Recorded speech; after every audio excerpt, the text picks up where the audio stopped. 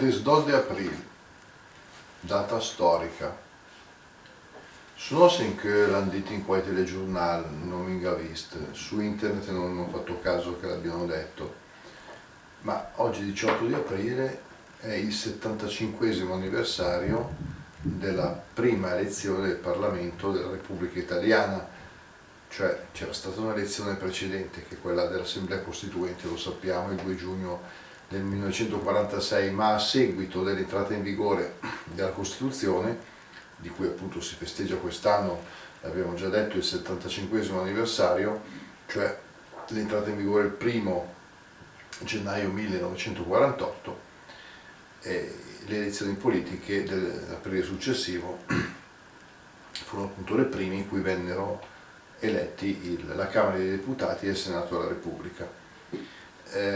Quell'elezione è rimasta famosa anche per i risultati dei partiti. Ci fu la vittoria della Democrazia Cristiana guidata da De Gasperi rispetto al Fronte Popolare Socialcomunista, ma non volevo evidenziare questo, sono dati che sappiamo, ma anche gli altri dati si sanno, però volevo solo così ricordare alcune cifre, dopodiché le riflessioni le lascio magari a momenti successivi o a qualche vuoi pensare di altre.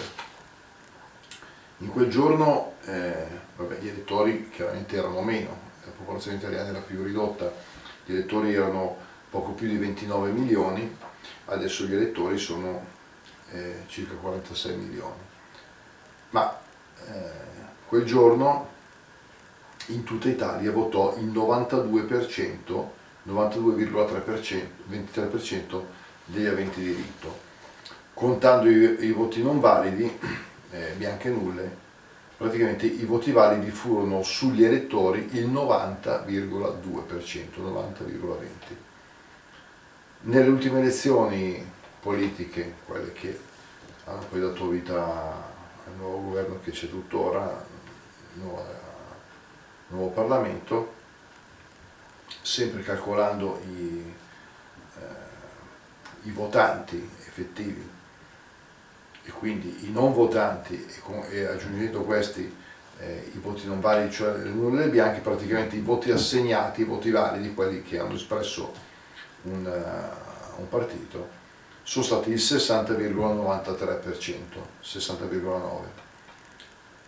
Nelle regionali dello scorso febbraio, in Lombardia, su 8 milioni di aventi diritto al voto, hanno votato 3.339.000, per cui praticamente anche qui, aggiungendo i non votanti, nulle e bianche, arriviamo a un dato dei voti validi sugli elettori del 40,52%. Riassumendo in poche parole, 75 ans fa, 9 italiani sud-est hanno votato per un quel partito, hanno deciso chi è che doveva governare. In settembre dell'anno passato hanno fatto questa scelta 6 italiani sud-est, e in Lombardia 2 mesi fa